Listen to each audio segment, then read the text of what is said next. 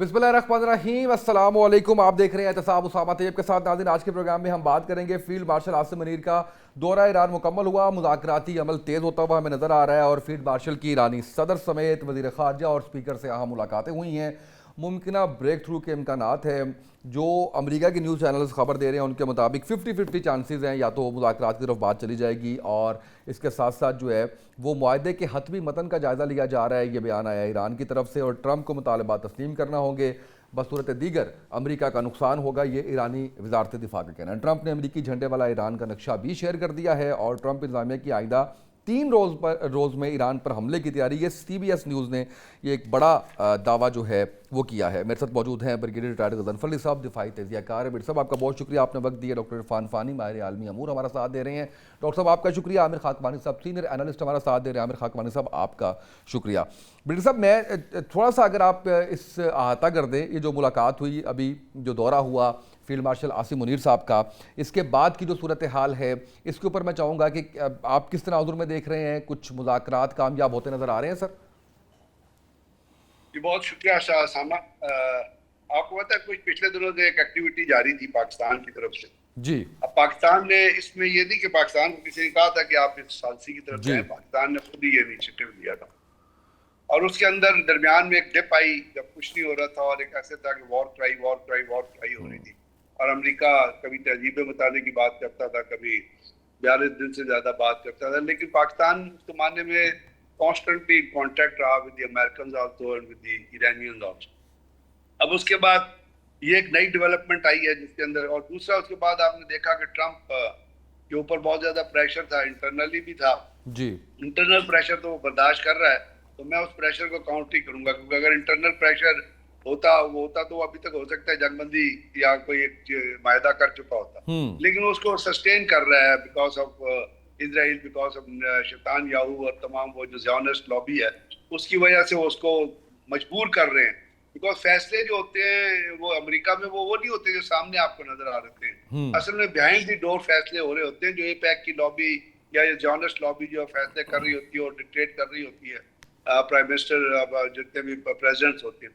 अब उसके अंदर जो नई चीज डेवलप हुई वो ये है कि पाकिस्तान ने, आपने देखा पिछले चंद दिनों से इंटीरियर मिनिस्टर उधर था एक दफा, फिर दूसरी दफा, फिर अब आप जैसे कह रहे हैं कि आसिम मुनीर जो फील्ड मार्शल साहब उधर है। अब बात यह कि इस तमाम चीजों से मेरी नजर में जिस तरह मैं इसको देखता हूँ, इसके अंदर बुनियादी तौर पे दो स्टिकिंग पॉइंट्स हैं। और वो एक जो है, एक तो है कि जी अपना हॉर्मस जो है उसको खोलना और उसके ऊपर जो टॉल लगाया है अपना ईरानियन ने, और उसके ऊपर वो उस चीज के ऊपर उन्होंने एक transit control authority, state control authority बना दी है, जो कहते हैं कि जो भी जहाज गुजरेगा वो वहां से गुजरेगा तो वो टॉल लेंगे और वो टॉल वो इस्तेमाल करेंगे अपनी इकोनॉमी को डेवलप करने के लिए। कहते हैं जी हमें जो नुकसान हुआ है हमारी इकोनॉमी, अब वो टॉल जो है वो डिबेटेबल है किसी भी तरीका कार से। स्टेट ऑफ मोहम्मद को खोलने की हद की बात अगर आप जाएंगे तो दूसरी चीज आ जाएगी जिसके बाद अमेरिकन जो है वो राजी नहीं होंगे। दूसरी बात है ईरान का जो एनरिच्ड यूरेनियम है। अब उस एनरिच्ड यूरेनियम के अंदर जो है खामनाई साहब का नया एक बयान आ गया, उन्होंने कहा कि जी हम किसी भी तरीके से उसको किसी मुल्क के हवाले नहीं करेंगे। और अमेरिकन जो है वो डिमांड कर रहे हैं कि जी आप इन तमाम चीज़ों को स्टिक करें। और ईरानियंस की जो डिमांड है वो आपको पता ही है, अमेरिकन से वो कहते हैं जी हमारे जितने हमारे जितने आपने एसेट्स फ्रीज किए हैं उनको ख़त्म करें, और उसके साथ साथ उन्होंने कहा कि जी आप ये जो वॉर ऐसा हमें वो दें अपना नो वॉर के इसके बाद कोई हमला नहीं होगा। अब इसके अंदर जो चीज होती नजर आ रही है वो ये कि ईरानियन एक ग्रेस पीरियड मांग रहे हैं। यानी ग्रेस पीरियड इस तरह से मांग रहे हैं कि वो चाहते ही है कि 30 डेज का एक मायदा ऐसा हो, लेटर ऑफ इंटेंट ऐसा साइन हो जिसके अंदर उनको 30 से 35 से 40 दिन का एक ग्रेस पीरियड ऐसा मिले जिसमें वो ये जज कर सकें कि अमेरिकन जो कुछ उनसे कमिट कर रहे हैं वेदर दैट इज राइट, और उसके बाद या कोई ऐसी बात है कि जिससे वो डेविएट कर जाएंगे। क्योंकि अभी बात हो रही है लेटर ऑफ इंटेंट की। फिलहाल जब मैं और आप बात कर रहे हैं उस वक्त तक तो दोनों पार्टी, दोनों ममालिक जो हैं अपने उन पॉइंट्स के ऊपर स्टिक हुए हुए, जो पॉइंट्स उन्होंने एक दूसरे से शेयर किए। अब इसके अंदर जो चीजें अंडर डिस्कशन है उसमें है कि जैसे अनरिच यूरेनियम है, तो उसके हिसाब से वो किस तरह होगा, क्या किसी और थर्ड पार्टी के हवाले होगा। इससे पहले आपको पता है वो रशियन को जब 1+4 माहिदा हुआ था तो वो रशियन को दे दिया गया था। जी। अब क्या ऐसी चीज होती है और उसके साथ साथ क्या रशिया ये लेने के लिए तैयार है। फिर जो ये ग्रेस पीरियड्स के अंदर वही कहते हैं कि आप हमारे एसेट्स में कुछ परसेंटेज रिलीज करें जो हमारे अकाउंट फ्रीज हुए हुए हैं। तो मेरा ख्याल जो अंदर से जो खबरें निकल रही हैं इधर उधर से, अभी तक कोई अपना एक कॉन्क्रीट चीज तो सामने आई नहीं है। लेकिन चूंकि मार्को रूबियो की भी एक इंडिया में स्टेटमेंट आई है कि हाँ जी हम किसी न किसी अपना अंडरस्टैंडिंग के करीब हैं।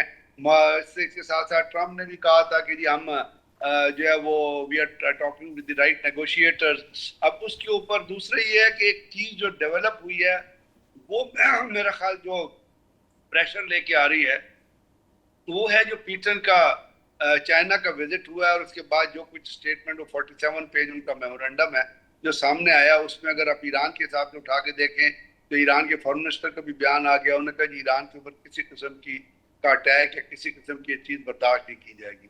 इसका मतलब ये है कि वो ये क्वेश्चन कर रहे हैं कि जी आप किसी ने, और चाइना ने भी ये कहा था कि जी सदर शी जिनपिंग ने अपनी इनॉग्रल स्पीच में कह दिया था, उन्होंने कहा था कि जी बाहमी तनाजात हम दो बड़ी ताकतें हैं, अमेरिका भी और चाइना भी, क्योंकि अमेरिकन वहां गए हुए थे इसलिए उन्होंने अमेरिका और चाइना का नाम, ये रशिया गया, रशिया जब रशियन प्रेसिडेंट गए तो वहां भी उन्होंने कहा कि ये बड़ी ताकतें हैं। तो ये नेचुरली तीन, तो क्योंकि मल्टीपोलर हो रही है तो तीन ताकतें तो हैं। तो अब इस बैकग्राउंड में ये उम्मीद की जा सकती है क्योंकि ऐसा लेटर ऑफ इंटेंट, कोई एग्रीमेंट ऑफ इंटेंट साइन हो जाएगा जिसके जरिए कुछ चीजों को तय करके ये कहा जाए कि जी अगले 30 दिन में या अगले 15 दिन में दोनों पार्टियां साथ बैठेंगी और जो पॉइंट्स जो मैंने आपसे अर्ज किया जो हैं, जिसमें न्यूक्लियर भी है, जिसमें एसेट्स भी हैं, जिसमें एश्योरेंसेस भी हैं, तो ये तमाम चीजें जो हैं वो बिल्कुल ठीक है सर। डॉक्टर इरफान साहब, आप से मैं ये जानना चाहूँगा कि ख्वाजा आसिफ भी ये बयान दे रहे हैं कि मामला किसी हल के करीब पहुँच चुका है, सियासी उम्मीद है या कुछ सिफारती इशारा है, किस तनाजुर में देख रहे हैं? देखें, पाकिस्तान ने ना इस जंग को रोकने के लिए और दुनिया को जंग से बचाने के लिए अपनी सफारती, अपनी मिलिट्री और अपनी मुआशी सलाहियतों से बढ़कर किरदार अदा किया है। और जो ख्वाजा आसिफ साहब फरमा रहे हैं वो बिल्कुल बजा फरमा रहे हैं कि इस वक्त देखें अब तक जो कुछ हो रहा था ना, वो सिचुएशन ये थी कि डोनाल्ड ट्रंप एक धमकी दे रहे हैं और उसके बाद उससे पीछे हट रहे हैं। कभी वो कहते थे कि पाकिस्तान के कहने पे मैं पीछे हट रहा हूँ, कभी कहा कि मैं कतर और सऊदी अरेबिया और यूएई के कहने पर पीछे हट रहा हूँ। लेकिन इस वक्त जंग उस मरहले तक पहुंच चुकी है, ये तमाम मुज़ाकरात के जो मामलात हैं, कि जहां पे हमारे पास कोई दरमियान का रास्ता नहीं है। या तो इस मरहले के बाद एक परमानेंट डील है या इस मरहले के बाद दोबारा से जंग है। तो अब कल पेंटागन के साथ भी उसने एक मीटिंग की है पेंटागन में, और साथ में इस वक्त आप इजराइल के अंदर भी देखें तो बेन गोरियन जो उनका एयरपोर्ट है वहां पे रिफ्यूलिंग एयरक्राफ्ट जो है उनकी तादाद दुगनी तिगनी हो चुकी है। तो मतलब एक तरफ प्रेशर के टैक्टिक्स भी हैं कि अगर ईरान उस डील के ऊपर नहीं आता है कि जो डोनाल्ड ट्रंप को रिक्वायर्ड है, जो ओबामा से अच्छी डील हो और वो डील जो अपने लोगों को बेच सके कि मैंने जो डील की है वो उनसे बेहतर है। और ईरान जो है इस वक्त उसका मैंने नेवी को तबाह कर दिया है, उनकी मैंने एयरफोर्स को तबाह कर दिया है और उनका सारा इंफ्रास्ट्रक्चर तबाह कर दिया है। तो बुनियादी तौर पर डोनाल्ड ट्रंप अपनी मिलिट्री जो सक्सेस है उसको वो बेचना चाह रहे हैं अपनी आवाम को। लेकिन जो अगर आप अमेरिका के भी आप जो एक्सपर्ट्स हैं उनका पॉइंट ऑफ व्यू सुने, जो कि लेफ्ट ऑफ द सेंटर लोग हैं वहां पे, वो सारे के सारे ये कहते हुए नजर आते हैं कि जो स्ट्रेटेजिकली ये जंग जो है ये अमेरिका के लिए और डोनाल्ड ट्रंप के लिए एक स्ट्रेटेजिक डिजास्टर है। और स्ट्रेटेजिकली ये जंग जो है ये अमेरिका हार चुका है। अपनी तमाम जो पावर्स, रिलेटिव पावर्स थी, against the China, against the Russia, NATO आपसे दूर हो गया, यूरोपीय यूनियन आपसे दूर हो गया, कोई भी मुल्क जो है वो आपके कहने पे इस जंग में आपकी मदद को नहीं आया। तो अमेरिका ने बहुत कुछ खोया है इस जंग के अंदर। और डोनाल्ड ट्रंप जो है वो इंटरनल पॉलिटिक्स जिसकी तरफ गनफर साहब भी इशारा फरमा रहे थे कि जो डोमेस्टिकली उसको प्रेशर है डोनाल्ड ट्रंप को, वो भी इस बात पर उसको मजबूर कर रहा है कि किसी तरह से वो किसी डील पर पहुंच जाए। लेकिन जो इस वक्त जैसे कल मार्को रूबियो फरमा रहे थे, कह रहे थे कि जो स्टम्बलिंग पॉइंट है इस वक्त between the Iran and the USA, that is the state of Hormuz. कि अब जो स्टेट ऑफ हॉर्मुज का जो ब्लॉकेड जो किया है यूएसए ने, ईरान की यह डिमांड है कि यह ब्लॉकेड खत्म हो, और ब्लॉकेड खत्म होने के बाद जो है वो जो टोल जो चार्ज करेगा ईरान, वो तो करेगा, और वो उसको अपनी सोवरेनिटी उसके ऊपर जो है वो डिक्लेयर कर चुका है कि स्टेट ऑफ हॉर्मुज के ऊपर हमारी सोवरेनिटी है। इजराइल एक तरफ आपको नो इनरिचमेंट कहता हुआ नजर आता है, और Donald Trump no nuclear weapon की बात करता है। डोनाल्ड ट्रंप नो इनरिचमेंट की बात नहीं कर रहा, जीरो इनरिचमेंट, या वो स्टॉक पाइल्स मिसाइल्स की बात नहीं कर रहा, या रेंज ऑफ द मिसाइल्स की बात नहीं कर रहा, या एक्सेस ऑफ द रेजिस्टेंस की बात। बिल्कुल ठीक है। और मेरा ख्याल है कि ईरान जो है वो एक खास मुद्दत तक अपना जो न्यूक्लियर वेपनाइज जो प्रोग्राम है वेपन का, उसको सस्पेंड करने के लिए वो तैयार हो जाएगा। 5 साल, 10 साल, 12 साल, 15 साल, अभी तक हम जितने भी लोग तजिया कर रहे हैं वो उस 10% इंफॉर्मेशन के ऊपर है जो इस वक्त सतह के ऊपर मौजूद है, और उसको हम एनालाइज कर रहे हैं। लेकिन 90% जो चीजें हैं वो बिहाइंड द टेबल और डॉक्टर साहब आपके साथ हूं जो टेबल और बिहाइंड द कर्टन हो रही हैं। बिल्कुल ठीक है। डॉक्टर साहब, आमिर खाकवानी साहब की तरफ बढ़ने से पहले अगर मार्को रूबियो गो आपने उसको तस्हीह कर ली, जो आपने कहा है ना कि मार्को रूबियो ने फरमाया, उसको आपने तस्हीह तो कर लिया, अब इस पे मीम्स बने तो आपने हमसे शिकवा नहीं करना किसी किस्म का। आमिर खाकवानी नहीं, फरमाना जो है वो बात का इन्वर्टेड कॉमा से भी होता है। ठीक है, बिल्कुल ठीक है। आमिर खाकवानी साहब, सर कौन से पॉइंट्स है जिसके ऊपर आप समझते हैं कि ये मुज़ाकरात कामयाब होंगे, और वो पॉइंट्स खासकर जिसके ऊपर आप समझते हैं कि डेडलॉक बरकरार है अभी तक? देखिए, जो सबसे ज्यादा जिसपे प्रेसिडेंट ट्रंप सीरियस नजर आ रहे हैं, सेंसिटिव नजर आ रहे हैं, या बहुत ज्यादा जोर दे रहे हैं, फोकस उनका बहुत ज्यादा है, वो तो न्यूक्लियर रही है। और वो बिल्कुल एक ये ठीक कहा डॉक्टर साहब ने, डॉक्टर इरफान साहब ने, कि वो जीरो एनरिचमेंट की बात तो नहीं कर रहे कि वह ठीक है, लेकिन वो प्रेसिडेंट ट्रंप किसी भी सूरत में एनरिच जो यूरेनियम है जो 60% हो चुकी है वो ईरान के पास छोड़ने को बिल्कुल भी तैयार नहीं होगा। और दूसरा ये भी कि भाई उसको दोबारा कम से कम 3.6 वाली जो पुराना जो था वो भी उनको जाना पड़ेगा। ये मेरा ख्याल है बिल्कुल एक रेड लाइन है अमेरिकन की। अब ईरान का ये है कि ईरान के लिए भी ये बहुत ही अहम मामला है। असल में देखें, ईरान के लिए इसलिए ज्यादा अहम है कि इसी पर सारा उनका वो डिपेंड रहा है, लड़ाइयाँ रही हैं, सारी चीजें रही हैं, वो सारा उनके मामला रहे हैं कि अगर वो इससे बिल्कुल विड्रॉ कर देते हैं तो ईरान में देखें, ईरान और अमेरिका दोनों के पास जो असल मसला है दोनों की लीडरशिप के लिए, वो प्रॉब्लम यही है कि उन्होंने अपने अवाम को, अपने लोगों को जो लोकली जो है वो किस तरह सेटिस्फाई करना है। दोनों अपने आप को फातेह करार दे रहे हैं। ईरान अपने आप को फातेह करार दे रहा है कि मतलब ईरानी लीडरशिप तो बिल्कुल क्लियर है कि हम बिल्कुल फातेह हैं और हमने जंग जीत ली है, और ज़ाहिर है ईरानी अवाम को भी वो यही पावर कराते हैं। मैं ये नहीं कह रहा कि ईरान ने नहीं, उसमें ईरान की बहुत अच्छी इसमें कारकर्दगी रही। जब सुपर पावर का साथ मुकाबला हो तो अगर मुल्क अगर जवाबन बहुत ही छोटा, यानी कि 100 गुना ज्यादा मिलिट्री ताकत के लिहाज से छोटा मुल्क अगर सर्वाइव भी कर रहा होता है तो उसके सर्वाइवल भी उसकी कामयाबी होती है। तो ये खास सतह में तो ईरान को यकीनन कामयाबी है, लेकिन ईरान जिस तरह अपने आप को फातेह, और वो ज़ाहिर है ये जब आप फातेह अपने आप को करार देते हैं, अपने मुल्क के अंदर आपका एक तासुर होता है कि हमने ये जंग जीती है, तो फिर आप डील जो करते हैं वो फिर डील आपके हक में होनी चाहिए, फेवरेबल होनी चाहिए ना, फेवरेबल टू ईरान होनी चाहिए। अच्छा, वो और अमेरिका बिल्कुल उसके बरक्स, प्रेसिडेंट ट्रंप का तो आज भी उन्होंने ये बात की है कि भाई ये मैंने उनकी फिजाई खत्म कर दी, नेवी खत्म कर दी, लीडरशिप उनकी खत्म कर दी, अब ईरान को और न्यूक्लियर ईरान को इसको सब विड्रॉ करना पड़ेगा।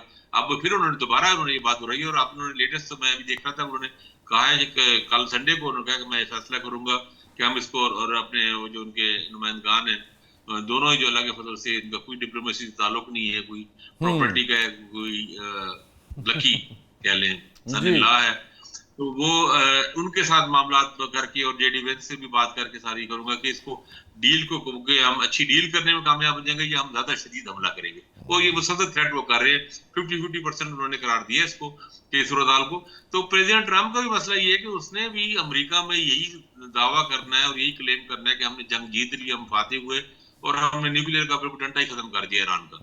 अब यही एक मसला है दोनों के लिए, ये सेविंग का बहुत बड़ा इशू,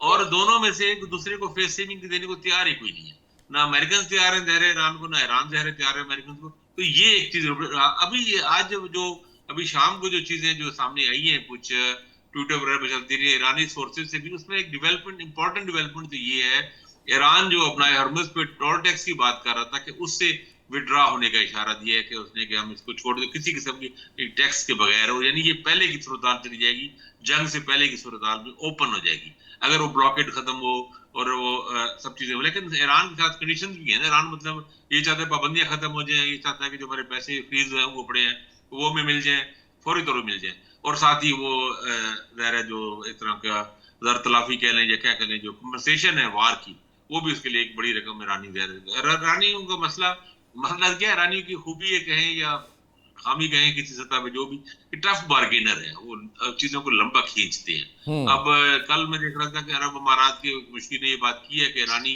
के डील के हम बहुत करीब हैं सारे मामला, लेकिन ईरान वाली बात उसको ज्यादा लंबा खींच जाती है। और पिछला जो हुआ था 2015 वाला, वो आपको याद होगा कि 18 महीने 1.5 साल लगे थे और बेशुमार उसमें राउंड हुए थे, दर्जनों राउंड हुए थे और बड़ा जोर लगाना पड़ा था सबको, 1.5 साल लगे थे उसमें। तो अब अगर प्रेसिडेंट ट्रम्प भी समझ रहे हैं कि चंद दिनों में हो जाएगा, तो ये बड़ा मुश्किल है। ईरानी इस बारे में डील के बारे में आप याद होगा जो इस्लामाबाद में आए थे तो वो बहुत ही वेल प्रिपेयर्ड होके आए थे, और कई पॉइंट्स पे तो ये कहा गया था कि उनके 100 सफ़े उन्होंने बनाए हुए थे डॉक्यूमेंट्स, और हर चीज के लिए बहुत अच्छी तरह तैयार होके आए थे। तो सर मामला ये है कि बहुत क्लोज है मामला, लेकिन क्लोज भी बिल्कुल बॉर्डर पे है, यानी अभी तक भी यही कहा जा रहा है कि ये इधर भी हो सकता है और उधर भी हो सकता है, ये दोनों तरफ जा सकते हैं। बिल्कुल सही। अब दोनों अफ्रीकों को अकल से काम लेना चाहिए, ईरानियों को भी थोड़ी लचक पैदा करनी चाहिए, क्योंकि कुछ चीजें ऐसी हैं कि मुझे ऐसा लग रहा है कि ईरान के सिवा दुनिया में कोई भी नहीं चाहता कि वो ईरान है। मतलब अपना हरमज वाले मामले में टोल टैक्स पे पूरा खलीज, कोई अरब मुल्क कोई नहीं चाहता कि, और मेरा ख्याल है ईरान एक बतौर न्यूक्लियर कुव्वत के भी शायद किसी के लिए काबिल कबूल नहीं है। बिल्कुल सही है। हमसायों में से किसी अरब मुल्क के लिए भी बतौर न्यूक्लियर को तौर पे किसी के लिए काबिल कबूल नहीं है। तो कई चीजें ईरान के खिलाफ हैं इस सेंस में, तो बहरहाल उनको ये देखना होगा, कोई ना कोई सूरत निकालनी होगी। अल्लाह करे अमन हो। हमारी तो ख्वाहिश यही है कि ईरान की भी फेस सेविंग हो, कोई एक बाइज्जत एक आबरूमंदाना हल निकल आए, लेकिन ये चीजें मुश्किल हैं, आसान नहीं है। बिल्कुल सही ब्रिगेडियर साहब। ये जी ब्रिगेडियर साहब, जैसे अभी खाकवानी साहब ने कहा माजी का हवाला देते हुए कि ईरान चीज़ों को थोड़ा लंबा खींचता है, 18 महीने मुज़ाकरात और चीज़ें चलती रहती हैं। इस वक्त जो सूरत हाल है जिसके अंदर जंग बंदी है, उससे पहले एक जंग हुई, ख़तरा बहुत ज़्यादा बढ़ गया था, धमकियों पर धमकियाँ आ रही थी, अपना हुर्मुज़ का मामला अभी तक लटका हुआ है। तो आप समझते हैं कि इस बार भी ईरान जो है वो इस मामले को लिंगर ऑन करना चाहेगा? नहीं, अब तक कालीन बेचना बड़ा मुश्किल काम होता है, लेकिन ईरानी कालीन बेचते हैं और वो एक बायर को राजी करते हैं उसकी 10,000 क्वालिटी बता के, फिर वो दरम्यान में चाय भी पिलाते हैं, खावा भी पिलाते हैं। so they are tough negotiators, there is no doubt in it। और कल्ब अपना जो उनके बाकर कल्ब चौफ है, उनका भी कालीन बानी से ही उनके नाम का जो मतलब बनता है वो इसी हिसाब से निकलता है, एक कालीन बुनने वाला। तो अब ये जो चीजें हो रही हैं, they are not easy, because ये स्टेक्स हैं एक मुल्क की, ये ईरान की भी स्टेक्स हैं, अमेरिका की स्टेक्स नहीं है, अमेरिका की ईगो है। डोनाल्ड ट्रंप मतलब है, वॉर तो असल में देखिए ना किसके दरमियान है, वॉर तो असल में इजराइल और ईरान के दरमियान है। अब अमेरिका जो है उसकी क्या स्टेक्स है? जब वो CIA ने ब्रीफिंग दी थी पेंटागन को, पेंटागन में या अपना प्रेसिडेंट को, उन्होंने कहा था कि ईरान के पास कोई ऐसा हथियार नहीं है जो 1500 किलोमीटर का हो कि वो अमेरिका के आके मार देगा कोई बम या मिसाइल। तो अमेरिका का क्या स्टेक पे? अमेरिका के तो वो अमेरिका के वो अड्डे स्टेक पे हैं जो उन्होंने बनाए हुए हैं अपना खलीजी ममालिक, तो वो तो वैसे भी नहीं होने चाहिए। अगर रसूलन आप देखें तो चाइना का कोई अड्डा है, मिलिट्री बेस है? नहीं है। रशिया का अभी रशियन ने एक मिलिट्री बेस अपना रीएक्टिवेट किया वो सीरिया के अंदर जो डीएक्टिवेटेड था, वहाँ उन्होंने अपने वो बड़े लेटेस्ट तैयारे हैं जो उन्होंने वहाँ पे प्लेस किए, लेकिन इसके अलावा तो उनका कोई बेस आपको कहीं नजर नहीं आएगा। तो बात यह है कि असल में अमेरिका जो इजराइल की बेस पे जब लड़ाई लड़ेगा, और अमेरिकन भी कह रहे हैं कि हमारी लड़ाई तो नहीं है, इजराइल की लड़ाई है, तो उसमें फिर नेगोशिएशन और मुश्किल हो जाते हैं। आपको पता है कि इसी नेगोशिएशन किस्म का इंसान जो है याहू, तो उसकी आपस में लड़ाई हो गई, और लड़ाई क्या हुई पता, उनकी तल्ख कलामी हुई कि वो नहीं चाहते, क्योंकि Israel is a big spoiler. अब ये तमाम नेगोशिएशन इजराइल और अमेरिका और इंडिया की जो स्पॉइलिंग टैक्टिक्स है उसके दरमियान खेले जा रहे हैं, तो इसमें मुश्किल काम है। ईरान अपने स्टेक्स को इतनी आसानी से नहीं देगा। ईरान सब्जुगेशन के ऊपर कोई काम मेरा ख्याल नहीं करेगा। इसीलिए पाकिस्तान के जो अपना आर्मी चीफ वहां पे मौजूद है, और मेरा ख्याल वो एक फ्यूचर विजन के तहत कि जी अगर ईरान कोई चीजें गिवन कर देता है तो उसका अल्टीमेटली लॉन्ग टर्म में ईरान के ऊपर क्या इफेक्ट पड़ेगा, या खित्ते पे क्या इफेक्ट पड़ेगा, या ईरान की पॉपुलैरिटी पे क्या इफेक्ट पड़ेगा, या ईरान की इंटरनेशनल स्टैंडिंग किस तरह बेहतर होगी, उसकी कनेक्टिविटी किस तरह खुलेगी।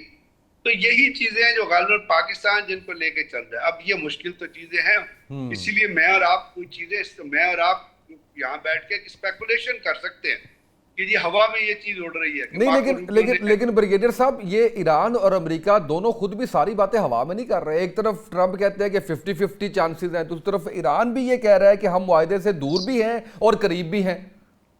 यही बताया ना कि दूर उस वक्त होते हैं जब अमेरिका की तरफ से एक बयान आया था कि असी तो मार देना है, जैसी जंग शुरू कर देनी, फिर वो दूर चले जाते।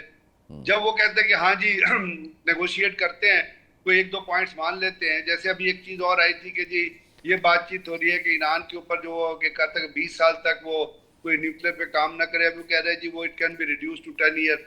अब ये चीजें हैं जो नेगोशिएटिंग टेबल के ऊपर आ रही है। लेकिन मेरा ख्याल जो है ना, बहुत बड़ा स्टिकिंग पॉइंट जो है वो है nuclear reprocessing, nuclear enrichment. 440 kg nuclear uranium जो उनके पास पड़ा, that is the sticking point. Because अगर वो उनके लीडर ये कहते हैं कि किसी को नहीं देना, तो फिर वो उस पर नेगोशिएट नहीं कर सकते। लेकिन इससे पहले ये रवायत है कि ये जो है ईरान इधर अपना रशिया को दे दिया गया था, और रशिया ने उनको प्योर यूरेनियम 3% ज्यादा करके प्योर यूरेनियम दे दिया था। तो अब पाकिस्तान भी कुछ इसी किस्म की स्टांस के ऊपर ईरान के साथ बैठा होगा कि भाई आप इस चीज को कर लो, तो अगर आप ये कर लेंगे और आपके एसेट रिलीज हो जाते हैं, आप इकोनॉमिकली डेवलप करते हैं और आपका जो नेशन बिल्डिंग होती है तो वो बेहतर होगी in the longer term. So that is why आप ये जो देख रहे हैं ना कि it's a difficult task, it is because of these things, it's a very difficult task. But all said and done, क्योंकि अमेरिका में ट्रम्प से जो जंग लड़ने की वो जो दफात है वो भी वापस, पावर भी वापस ले ली गई है। अब outrightly without the cabinet approval he can not go into the war. तो उसकी वजह से मेरे ख्याल मुझे जंग के चांसेस या स्टैंड ऑफ या ये जो मार्का हुआ था पिछली दफा में, उसके अमेरिका से चांसेस कम नजर आ रहे हैं। लेकिन अब तक Israel is a big spoiler, और अभी भी उससे दुबई के अंदर जो उनके न्यूक्लियर प्लांट पे जो फायर हुआ है वो इराक से हुआ है। अब लोगों ने उसको डिग अप करके निकाला है और सामने आ गया है। अब इराक में किसका सीक्रेट बेस है? इराक में ईरान का तो बेस नहीं है, वो तो मैं वहाँ पे इजराइल बेस है। जो अमेरिका वो अपना वहाँ पे जो मौजूद है दमस्क अपना क्या उसको अपना इराक के अंदर, तो वहां से अगर वो फायर हुआ है तो इसका मतलब वो स्पॉइलिंग एटीट्यूड है। सो इन बेसिस पे हम ये कह रहे हैं कि मुश्किल है, but all said and done, all I think something would come out of this negotiation, और ये जो वॉर है इसका थ्रेट कम होगा, और किसी न किसी तरीके से हम ये समझ सकते हैं कि कोई लेटर ऑफ इंटेंट साइन हो जाएगा, और हो सकता है फिर उसके बाद विद इन 30 डेज 20 डेज तो आपस में नेगोशिएशन शुरू हो जाए, और वो फिर अपना उनमें क्या होगा वो फिर आने वाले दिनों में उसकी डेवलपमेंट को देखा जाएगा। बिल्कुल सही है। अच्छा डॉक्टर साहब ये बताइएगा, डॉक्टर इरफान साहब के पाकिस्तान के किरदार के बारे में पहले ये बात काफ़ी की जाती रही कि जी हम सिर्फ जो है वो सालिसा किरदार अदा कर रहे हैं। आप समझ रहे हैं कि अभी भी सालिसा किरदार अदा कर रहे हैं, या एतमाद साजी के अंदर भी दोनों ममालिक के कोई ना कोई रोल पाकिस्तान पॉजिटिव प्ले कर रहा है? देखिए, मेडिएशंस को लेके ना पाकिस्तान के पास बहुत सारे लिवरेजेस हैं। सबसे पहला लिवरेज तो ये है कि एक इस्लामिक कंट्री है और ईरान के साथ हमारे बड़े बरादराना ताल्लुकात हैं। 900 किलोमीटर तक की आपकी एक बॉर्डर लाइन लगती है। जो दूसरी आपके लिवरेज है वो ये है कि आप न्यूक्लियर आपके पावर इस्लामिक कंट्री हैं। आप देखते हैं कि पहले जब जनीवा के अंदर या ओमान के अंदर जब मुज़ाकरात हो रहे थे तो मिडल ऑफ द निगोशिएशन उनके ऊपर इसलिए बॉम्ब फेंका गया क्योंकि वो न्यूक्लियर स्टेट थी नहीं। क्योंकि पाकिस्तान एक न्यूक्लियर पावर है तो कभी भी इजराइल ये जुर्रत कर नहीं सकता कि यहाँ पे मिडिल ऑफ द निगोशिएशन वो अटैक कर सके। और तीसरा जो सबसे बड़ा लेवरेज है ना पाकिस्तान के पास, जो वो ये है कि पाकिस्तान ने रियाद से लेकर तेहरान तक और बीजिंग से लेकर वाशिंगटन तक जो बैलेंसिंग एक्टिंग जो पाकिस्तान ने की है या बैलेंसिंग एक्टर का रोल प्ले किया है, वो किसी और मुल्क के पास नहीं है। और ये सबसे अहम लेवरेज का पॉइंट है पाकिस्तान के लिए कि पाकिस्तान के ऊपर तमाम जो राइवल फोर्सेस हैं वो भी ट्रस्ट रखती हैं कि ये वो मुल्क है जो अल्टीमेटली पाकिस्तान एक मेडिएशन के अंदर अहम तरीन किरदार अदा कर सकता है। आप मार्को रूबियो की स्टेटमेंट सुन ले, आप डोनाल्ड ट्रंप की बारहा उन्होंने ये स्टेटमेंट दी है। अगरचे कतर का डेलीगेशन भी इस वक्त ईरान के अंदर मौजूद है और वाशिंगटन के कहने पर वहां पे गया है, लेकिन फिर बात ये होती है कि पाकिस्तान ही इसके अंदर मेजर किरदार अदा करता हुआ आपको नजर आ रहा है। और उसमें सबसे बढ़कर फील्ड मार्शल साहब जो हैं वो एक ही वक्त में जो बाकर कालीबाफ हो, उनके वजीर खारजा हो, खामनाई साहब हो या फिर डोनाल्ड ट्रंप हो, सबसे किसी भी वक्त टेलीफोन के ऊपर बात कर सकते हैं और उनको बता सकते हैं और उनको कन्विंस कर सकते हैं अल्टीमेटली। और पाकिस्तान का अपना जो स्टेक है इस जंग को रोकने के लिए या इस खित्ते के अंदर अमल लाने के लिए वो बहुत अहम है। अगर खुदा ना खास्ता दोबारा से जंग रिज्यूम होती है तो अल्टीमेटली अब तक जो जंग में नुकसान हुआ है दुनिया का, ये उसके मुकाबले में कोई नुकसान नहीं है जो अगर दोबारा रिज्यूम जंग होती है तो उसके बाद जो दुनिया में नुकसान होगा। ईरान के पास अभी कुछ ऐसे कार्ड्स मौजूद हैं कि अगर वो उन कार्ड्स को खेलता है जंग के बाद, क्योंकि देखें ईरान जंग की तरफ अगर दोबारा अमेरिका आता है ना तो इस बात की यह दलील है कि blockade of the blockade is the failure.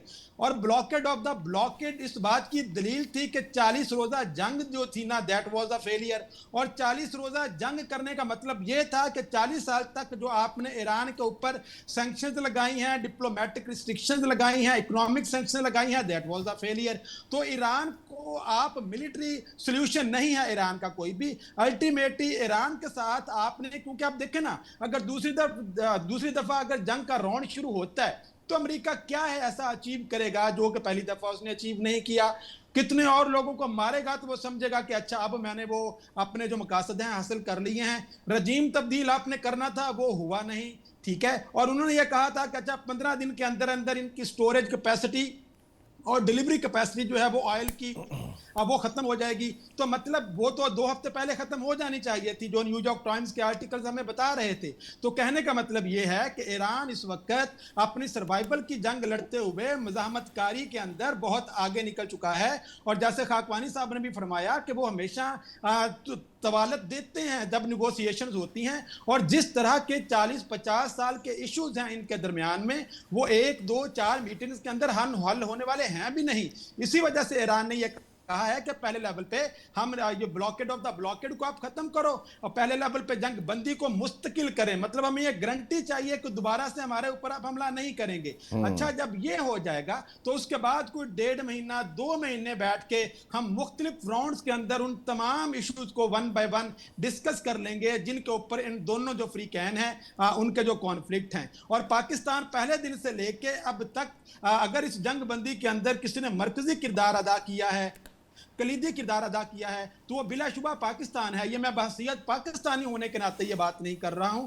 पूरी दुनिया की प्रेस जो है वो इस वक्त कोई ऐसा प्रोग्राम नहीं है जिसके अंदर CNN हो, CBC हो, अल जजीरा हो, जहाँ पे प्रोग्राम्स के अंदर पाकिस्तान की एफर्ट्स जो हैं उनकी तौसीफ ना की जाए, उनकी तारीफ ना की जाए कि कैसी जेन्युइन एफर्ट पाकिस्तान इस सिलसिले के अंदर कर रहा है। तो मुझे ये इंशाल्लाह ताला उम्मीद है कि डोनाल्ड ट्रंप अगर ये कह रहा है कि अच्छा 50-50 चांस है। अच्छा उसामा, एक बात और भी, जो ईरान जो रेजिस्ट कर रहा है ना या तवालत दे रहा है, ईरान के लिए प्राइड एंड डिग्निटी की बात है। देखें उसको ये पता है कि अगर डोनाल्ड ट्रंप के सामने वो कोई एक शर्त मान लेता है ना तो डोनाल्ड ट्रंप कहेगा कि अच्छा अब आप ऐसा करो, आप जो आपके मिसाइल हैं उनकी रेंज भी कम करो।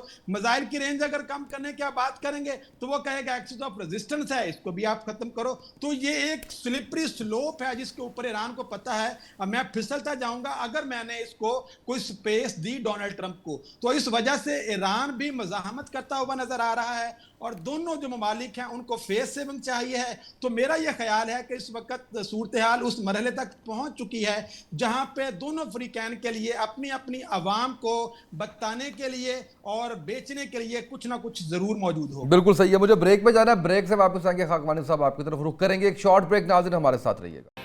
वेलकम बैक नाज़रीन। आमिर खाकवानी साहब, अमरीकी सदर डोनाल्ड ट्रंप की तरफ से जो अमरीकी झंडे वाले ईरान के नक्शे की पोस्ट की है, किस तरह से देख रहे हैं? ये कोई नफसियाती दबाव है, कोई बड़ा मंसूबा है, क्या करना चाह रहा है ट्रंप? प्रेसिडेंट ट्रंप के बारे में 2-3 चीजों का तो अंदाजा हो रहा है। एक तो अंदाजा मेरा वैसे असेसमेंट ये है, उनको अंदाजा हो गया है कि इसराइल ने उनको ट्रैप किया है, नेतन्याहू ने उनको ट्रैप किया है और ज़ाहिर है उनको काफी ज्यादा नुकसान उसका हुआ है पॉलिटिकली, खासतौर पे इंटरनली तौर पे उनके लिए काफी मसाइल हैं। अब जंग को तो खत्म करना चाह रहे हैं, जंग से निकलना चाह रहे हैं ट्रंप ने। तो इतना अर्सा ये इस तरह ये नहीं कि इतना आसान नहीं कि पाकिस्तान के कहने पे, सऊदी अरब के कहने पे, ये सब बंदों के कहने पे जंग बंदी जो हो रही है, इस वजह ये है कि प्रेसिडेंट ट्रंप को समझ आ गया है कि इसका कोई मिलिट्री हल नहीं है, लेकिन वो इस जंग से एक फातेह के तौर पर निकलना चाह रहे हैं या चाह रहा है, जो भी आप कहें उसे, एहतराम को सीधा इस्तेमाल करें या जो भी करें। तो बहरहाल तो प्रेसिडेंट ट्रंप जो है वो ये एक तासर ज़ाहिर देंगे, क्योंकि उनके लिए बहुत बड़ा अहम है। आपको पता है नवंबर में मीटर में उसके लिए काफी सारी चीजें, काफी सारी, और वहाँ इस वक्त जो बहुत सारे जो नए जो सर्वेज और चीजें आ रही हैं, सब में आ रही है क्योंकि रेटिंग, एक तो अमेरिकन पब्लिक में, अवाम में जंग के खिलाफ, ईरान जंग के खिलाफ रेटिंग बहुत ज्यादा बढ़ी है और उनकी अपनी पॉपुलैरिटी ट्रंप की कम हुई है, मतलब बाकायदा खासी कम हुई है। हाल शायद वो निचली सतह पे बिल्कुल पिछले साल डेढ़ के अंदर सबसे निचली सतह पे शायद गई है। तो वो इसको खत्म तो करना चाहते हैं, लेकिन इस मामले को कोई बेहतर तरीके से, यानी अमेरिकन पॉइंट ऑफ व्यू से, एक सुपर पावर के पॉइंट ऑफ व्यू से ही भारत निपटाना चाहते हैं। और वो बात भी यही क्रेडिट आज भी उनके में स्टेटमेंट जो उन्होंने की है, जिसमें दावा किया जी 2 साल पहले अमेरिका एक मुर्दा की तरह था और अब वो हर जगह उसकी तारीफ हो रही है, कौन अप्रिशिएट कर रहा है। मतलब 2 साल पहले के अमेरिका में और आज के अमेरिका में सबसे बड़ा और नुमाया फर्क तो ये है कि यूरोप उसे ऑलमोस्ट अलग हो चुका है, नेटो बिल्कुल उसे इतना फासले पे चला गया, और जो सबसे बड़ा अलाई पिछले 50 सालों में अमेरिका का बरतानिया था, जो पिछले 50 सेकंड वर्ल्ड वॉर के बाद सबसे मोस्ट ट्रस्टेड, मेरे ख्याल पहली दफा ऐसे हुआ कि इतना खुल के, जैसा कहते हैं ना चिट्टा इनकार करना, कि बिल्कुल साफ उन्होंने बिल्कुल इनकार कर दिया। फ्रांस तो खैर चलो पहले ही बाजू का फासला कर लेता था, डिस्टेंस कर लेता था कुछ चीज में, लेकिन बरतानिया तो कभी नहीं करता।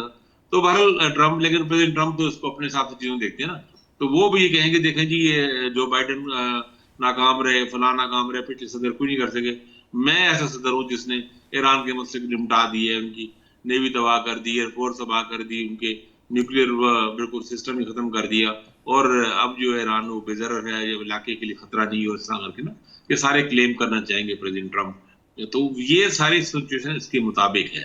लेकिन अब अब इन्होंने कहा, अच्छा ये भी हम देखते हैं कि प्रेसिडेंट ट्रम्प का एक खास स्टाइल है, एक तरफ वो धमकाते हैं और ये प्रेशर टैक्टिक्स के तौर पर इस्तेमाल करते हैं, एक्सट्रीम शिकल दिखाते हैं, और फिर कोशिश होती है कि दरमियान में कोई रास्ता निकल आए, या फिर ये बात मामला अब वो 50-50 पर जो कह रहे हैं कि बात कि या तो ये है कि हम इसे बहुत शिद्दत से पहले से ज्यादा शदीद हमला करेंगे, या फिर दूसरी ये है कि हम अच्छी डील लेने में कामयाब हो जाएंगे। अब ये भी 1 दिन या 2 दिन, इसमें ज्यादा लंबा टाइम नहीं लगना कि मामला बिल्कुल एक इस तरह ही है, बिल्कुल बॉर्डर पे बिल्कुल एक टाइट रोप पे सूरत चल रही है कि मामूली सी गलती या मामूली सी इधर उधर हो सकती चीजें, ये चांस मौजूद है।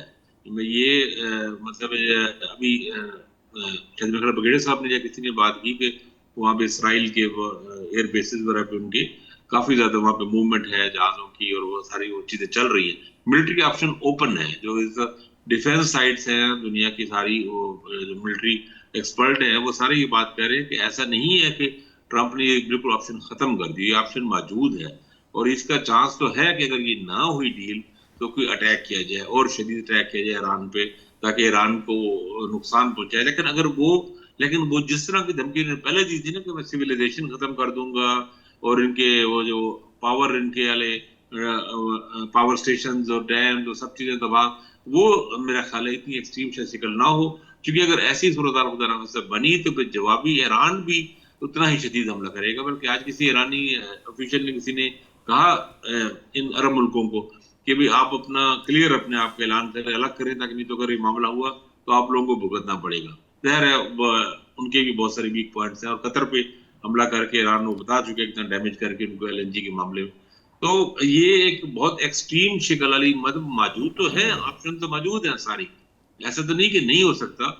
और खासतौर जब ट्रम्प जैसा प्रेसिडेंट हो जिसका कोई पता भी नहीं होता ना बहुत ज्यादा। अब हम तो इन चीजों पे, जिस तरह अभी डॉक्टर इरफान साहब ने उनको सही कहा कि इन्फॉर्मेशन तो 10% ही है, 10-15-20% कह लें, बाकी तो स्पेकुलेशन ही है ना, और बहुत सी चीजें तो बिहाइंड द सीन चल रही होती हैं, और ज़ाहिर है वो उसमें बहुत कुछ हो रहा होता है। तो ये मीडिया में जितना आ रहा था हम उसी बेस पे एनालिसिस कर रहे होते हैं। तो प्रेसिडेंट ट्रम्प एक है तो एक मतलब मिजाज से ना, कि एक मिजाज मतलब कौन सोच सकता था, ये कौन अमेरिकी सदर ये मतलब पिछले कम से कम 40 साल में ये बिल्कुल ही एक आउट ऑफ क्वेश्चन सी बात लगती थी, जिस तरह वेनेजुएला का ऑपरेशन कर डाला, लेकिन ट्रम्प ने कर डाला भारत, और वो इतना बड़े आयल की जखायर वाली वेनेजुएला पे एक तरह का ऑलमोस्ट कंट्रोल ही हासिल कर लिया। तो और अभी क्यूबा के जिस तरह चार्जशीट चल रही है, कोई पता नहीं, बड़ी नहीं है कि इस बार, और बाद लोग तभी से एनालिसिस कर रहे हैं, अमेरिकी रिपोर्ट्स भी आ रही हैं कि वो ईरान के मामले में थोड़ा सा जो एक लॉस का या एक डिफीट के तासर को खत्म करने के लिए फौरी तौर पे क्यूबा पे अगला अटैक हो जाएगा, कर सकते हैं, एक नाकाम जंग को और कंपनसेट करने की खातिर एक और जंग छेड़ सकते हैं। तो ये सारी चीजें मौजूद हैं, ऑप्शन सारी खुली हुई है, सारी मौजूद हैं, किसी तरफ भी कुछ हो सकता है। बिल्कुल सही है ब्रिगेडियर साहब, थोड़ा इकॉनमी की तरफ आते हैं। पूरी दुनिया की इकॉनमी, पाकिस्तान की इकॉनमी बड़ी मुतासिर है। एक सवाल तो ये है कि मुज़ाकरात होते हैं तो पाकिस्तान के लिए क्या है, नंबर 1। नंबर 2 ये है कि मईशत कब तक दुनिया की, पाकिस्तान की बेहतर होते हुए देख रहे हैं अमन कायम होने के बाद? देखिए, वॉर जो है ना, कैटास्ट्रॉफी बहुत बड़ी लेके आती है, और अभी अब देख रहे हैं रशिया यूक्रेन वॉर जो है, उसके अंदर अगर आप देखें तो जो डैमेज असेसमेंट है वो $1 ट्रिलियन से $2 ट्रिलियन के दरमियान जो है वो डैमेज असेसमेंट की जा रही है रशियन और यूक्रेन वॉर। और उसके बाद रशियन और यूक्रेन वॉर के एक तो डायरेक्ट डैमेज है ना, जो आप ओवरऑल डैमेज कहते हैं, और अगर आप सिर्फ उसका मिलिट्री रिलेटेड डैमेज क्या है ना, जो मिलिट्री आर्सेनल्स के साथ है, तो वो को $450 बिलियन है। मतलब आप अंदाजा लगा लिए कब से वो यूक्रेन की वॉर जारी है। इसी तरह आप देखिए कि अमेरिका का जो नुकसान हुआ है, वो जो उसका मतलब है लॉस हुआ है, वो कितने $बिलियन के ऊपर जाके बैठेगा, और किस तरह बैठेगा और क्या वो करेगा। और इस तरह इजराइल का इंफ्रास्ट्रक्चर लॉस है। अब पाकिस्तान, ये तो वो मुल्क है जो डायरेक्टली इफेक्टेड है वॉर से, और उनके अंदर इंफ्रास्ट्रक्चर भी तबाह हो रहा है और बाकी चीजें, लाइट चीजें भी तबाह हो रही है। इसका एक इम्पैक्ट जो है वो पाकिस्तान पे तो सिर्फ तेल की सूरत में आया है। वो अगर दुनिया में तेल की कीमत ना भी बढ़ती तो पाकिस्तान पे आ जाना था, क्योंकि पाकिस्तान पे वो तेल की कीमत बढ़ाने का मकसद तेल की कीमत नहीं है। वो तो उन्होंने चूंकि रेवेन्यू जमा करना है और उसके लिए अवाम को फ्रीज करना है, तंग करना है, सारा बोझ अवाम के ऊपर डालना है। हालांकि अगर आज पेट्रोल की कीमत $105.63 से निकालें तो आपकी पेट्रोल की कीमत जो है $218 बैठती है, $216। उसमें अगर ₹8 आप ₹10 आप मार्जिन डाल दें उसका डीलर का, तो ₹230 के ऊपर जाके आपको पेट्रोल खत्म होता है। लेकिन पाकिस्तान में ₹198 लेवल है। वो तो अफ्रीका में कहीं जंग हो तो पाकिस्तान के ऊपर इफेक्ट आ जाता है, तो दुनिया में कहीं डिजास्टर हो पाकिस्तान फौरन उससे मुतासर हो जाता है। तो हमारी इकोनॉमी तो मतलब फ्रेजाइल इकोनॉमी है, और वो सिर्फ इतना फ्रेजाइल इसलिए है कि उसके ऊपर मिस गवर्नेंस बहुत ज्यादा है। और दुनिया में अभी इसका जो इम्पैक्ट आ रहा है वो देख रहे हैं। अभी मैं यूएनओ की रिपोर्ट शायद आपकी नजर से गुजरी हो, उन्होंने कहा अगर ये स्टेट ऑफ हॉर्मस इसी तरह बंद रही तो फूड इनसिक्योरिटी हो जाएगी। और अभी जो खलीजी ममालिक में उसका इम्पैक्ट जो है, जो हम अपने दोस्तों से बात करते हैं वो कहते हैं हमारे यहाँ भी 30 से 40% प्राइजेज जो है वो बढ़ चुकी हैं, इसलिए कि प्रोडक्ट जो अवेलेबिलिटी और अपना परचेज में जो फर्क नजर आ रहा है। तो अब ये चीजें इकोनॉमिकली तो बहुत बुरी तरह हिट करेंगी। और अगर देखिए ना, अगर कतर के अंदर साउथ पैरस गैस फील्ड जो है वो तबाह हुआ है, जिसका आधा हिस्सा ईरान में है और आधा हिस्सा कतर में है, अब वो उसको रीबिल्ड जब करेंगे तो कितना टाइम, क्या अभी वो रीबिल्ड कर सकते हैं? अभी तो वॉर का थ्रेट है, तो वो गैस की सप्लाई कहाँ पर जाके रुकेगी और कब शुरू होगी? सो अभी भी अगर आपके जितने शिप लाइनर फंसे हुए हैं उनको आप निकालना शुरू करेंगे तो आपको 6 महीने चाहिए वो निकालने के लिए। तो ये जो इम्पैक्ट है ये लॉन्ग टर्म इम्पैक्ट्स हैं जो तमाम ममालिक पे आएंगे, और जो हमारे जैसे ममालिक हैं उनको तो आप छोड़ दिए, उनके ऊपर तो ऐसा आएगा कि याद रखेंगे आप, क्योंकि कुछ उसका ज्यादा हिस्सा जो है that is not related to international inflation, that is related to misgovernance. और वो जो अपना आप एक थानेदारी तरीके से आप लोगों से टैक्स लेते हैं, कोई लॉजिक जिसका नहीं होता है, कोई वजह नहीं होती। तो इकोनॉमिक इम्पैक्ट जो है अभी भी, आज देखिए पाकिस्तान का डेट कितना है, डेट टू जीडीपी रेशो निकाल लीजिए और डेट निकाल लीजिए आपका कितना जा रहा है, कोई 89 के कितने बिलियन रुपीस पे आपका वो चला गया, और पिछले 7 साल के एस्टिमेट लगा लें। So it's catastrophic, it's damaging, बहुत डैमेजिंग है। इसीलिए पाकिस्तान भी कोशिश कर रहा है, और इसीलिए दुआ भी है कि ये किस तरह जंग बंद हो जाए।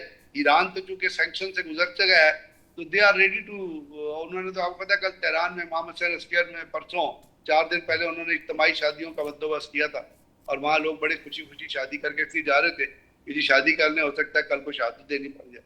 सो वो तो तैयार है इस चीज के लिए, they are ready for that, but we are in direct sufferer and we will remain sufferer.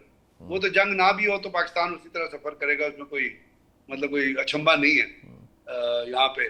लेकिन ये है कि बाकी ममालिक के ऊपर इस स्टेट ऑफ हॉर्मुज़ के बंद होने का बहुत फूड सिक्योरिटी पे, क्लाइमेट पे और आपकी जो एनर्जी है इस पे बहुत बड़ा इम्पैक्ट आएगा। बिल्कुल सही है डॉक्टर इरफान साहब। अगर मुज़ाकरात खुदा न खास्ता नाकाम होते हैं तो कौन कौन से खतरात हैं जो खित्ते को फेस करना पड़ेंगे? जी उस्ताद साहब मुझसे सवाल है? जी जी। देखें जी, खतरात तो इस वक्त हम ऑलरेडी सारे की सारी दुनिया जो है वो खतरात के अंदर ही घिरी हुई है और जंग दोबारा शुरू होने के जो नुकसानात हैं या जो तबाही है, पहली अगर जंग जो थी वो अगर एक ख़तरनाक थी तो आगे एक बहुत बड़ा डिज़ास्टर है पूरी दुनिया से। वो उसने तो यह कहा था ना कि मैं ईरान को गारों के दौर में वापस भेज दूंगा, ये पूरी की पूरी दुनिया जो है ये गारों के दौर में वापस चली जाएगी। अगर अमेरिका खुद ये कह रहा था कि हमारा स्टेट ऑफ हॉर्मुज़ बंद होने से कोई मसला नहीं है, लेकिन अमेरिका के अंदर 3.8% जो इन्फ्लेशन है वो बढ़ चुकी है और यूरोपियन कंट्रीज जो हैं वो सारे के सारे, और इस पूरी जंग के अंदर जो अगर अल्टीमेट कोई इसका बेनिफिशियरी है तो वो रशिया है। तो आप देखते हैं कि रूस जो है उसने ऑयल की कीमतें बढ़ने की वजह से जितना फ़ायदा रूस को हुआ है, चीन ने भी जब तक ये ईरान का ऑयल बंद होने की वजह से उसने भी तमाम एग्रीमेंट्स जो हैं वो रूस के साथ कर लिए हैं। यूक्रेन की तरफ से दुनिया का वैसे ही ध्यान बढ़ चुका है और ख़ुद अमेरिका जो है उसके लिए भी ये जंग बहुत बड़ा डिज़ास्टर साबित हुई है। तो खुदा ना खास्ता, और दूसरी बात मैं ये समझता हूँ कि ये जंग मुस्तकिल तौर पर बंद नहीं होगी, इसके बहुत सारे फैक्टर्स हैं। ये जंग वक्ती तौर पर कुछ अरसे के लिए आपको लगेगा कि एक इसके अंदर वो जंग बंदी हो चुकी है, लेकिन जिसकी तरफ जैसे गजनफर साहब भी इशारा फरमा रहे थे कि जो स्पॉइलर है इजराइल, क्योंकि ईरान की जो डिमांड्स हैं उनके अंदर हर सतह पर जंग खत्म करने का उसने गारंटी मांगी है। ऑल फ्रंट्स जंग, जो ऑल फ्रंट का मतलब क्या है कि लेबनान में भी जंग खत्म हो, आपके उधर गजा के अंदर भी जंग खत्म हो, और जहां जहां जिन जिन फ्रंट्स के ऊपर इस जंग के शुरू होने के बाद जंग शुरू हुई थी वो खत्म होनी चाहिए। अगर वो भी जारी रहती है तो फिर आप कह लें कि शायद अमेरिका तो किसी तरह से इस जंग से बाहर आ जाए, क्योंकि उसने अपनी साख को बचाना है। और जैसे खाद क्वानी साहब ने फरमाया कि वो एक फाते की हैसियत से इससे निकलना चाह रहा है, लेकिन जो इजराइल है वो अपना जो स्पॉइलर का रोल है वो उसका किरदार अदा करता रहेगा। और इस वक्त भी जो लेबनान के अंदर वो मुसलसल उसने जंग शुरू रखी हुई है, वो इसी वजह से लेबनान उसके निशाने पर है, क्योंकि उसको पता है कि ईरान जो है लेबनान को छोड़कर जंग बंदी के ऊपर शायद ना आए, लिहाजा वो ये चाहता है कि ये जंग जितनी प्रोलॉन्ग हो सकती है, और अगर तो इसका दूसरा राउंड भी शुरू हो जाए तो बड़ी अच्छी बात है। लेकिन जो कल परसों प्यूटन और शी की जो मुलाकात हुई है उसके बाद जो चाइना की तरफ से एक स्टेटमेंट आई थी कि ये जो खित्ता है ये जंग से अमन की तरफ जा रहा है, और अगर दोबारा से ये जंग की तरफ जाता है तो रूस और चीन फिर खामोश नहीं रहेंगे। इस जो बयान था इसके अंदर एक बहुत बड़ा पैगाम था अमेरिका के लिए भी, और इसी वजह से मेरा ख्याल है कि डोनाल्ड ट्रंप भी जो है वो थोड़े से इस जंग बंदी के हवाले से, और अभी थोड़ी देर पहले उनकी ट्वीट में देख रहा था, अब उन्होंने क्या किया कि पहले तो ईरान की सिविलाइजेशन की तबाही की बात कर रहे थे, अब ईरान के पूरे मैप के ऊपर उन्होंने अमेरिकन फ्लैग जो है वो बनाकर एक ट्वीट कर दी है कि मतलब ये अब अमेरिकन कॉलोनी बनने जा रहा है ईरान आने वाले वक्तों के लिए। तो अब जब इस तरह की आप ट्वीट साथ साथ करेंगे तो आप डिप्लोमेसी को अंडरमाइन कर रहे हैं। ऑलरेडी जो अमेरिका की जो ट्रस्ट है दुनिया के ऊपर, देखें चीन और रूस इस जंग को बंद करने में फ्रंट लाइन पे आ सकते थे, लेकिन चीन इस वजह से दूर है कि मैं एक जंग बंदी करवाऊं और कल को अमेरिका दोबारा से इस जंग को शुरू कर दे तो ये इल्जाम चीन अपने ऊपर लेना नहीं चाहता है। इस वजह से आप देखते हैं कि तमाम ममालिक की जो नजरें हैं वो पाकिस्तान के ऊपर लगी हुई हैं कि अल्टीमेटली डोनाल्ड ट्रंप भी पाकिस्तान के साथ एक्सपेक्ट कर रहे हैं। अभी हमारे जो वजीर आजम साहब हैं वो भी इस वक्त चीन में मौजूद हैं, एक दिन पहले पुतिन वहां से गए हैं, तो मॉस्को का अराक्ची साहब का भी दौरा कुछ दिन पहले हुआ। तो मतलब ये इस वक्त जो एशिया का रीजन है ना, ये इस वक्त centre of the world affairs बना हुआ है, और जिसके अंदर आप ये देखते हैं कि ये जंग अगर खुदा ना खास्ता इसमें आगाज दोबारा से रिज्यूम होती है, तो रूस और चीन अपने रवायती किरदार से निकल करके मैंने दूसरे फरीक की जंग में नहीं पड़ना, तो वो आपको ओवरटली या कोवर्टली इस जंग का हिस्सा बनते हुए नजर आएंगे। बिल्कुल सही। अब क्लोजिंग की तरफ जाना है मुझे। बहुत शुक्रिया डॉक्टर इरफान आपका, आमिर खाकवानी साहब आपका शुक्रिया, बिल्डर साहब आपका शुक्रिया। जी बिल्डर साहब। वैसे उसामा, ट्रंप जो है ना, उसकी स्टूपिडिटी की सीरियसनेस पे ना जाया करिए। बिल्कुल कर सकता है, उसने तहजीबें भी मुटाई थी, उसने 42 दिन का भी कहा था, वो नक्शे 10 और बना देगा। He's a taco president which America means कि Trump always chicken out। बिल्कुल सही है सर। बहुत शुक्रिया बिल्डर साहब आपका, आमिर खाकवानी साहब आपका शुक्रिया, डॉक्टर इरफान आपका शुक्रिया। नाज़रीन आज के प्रोग्राम से इतना ही, इजाजत दीजिए, अल्लाह हाफिज।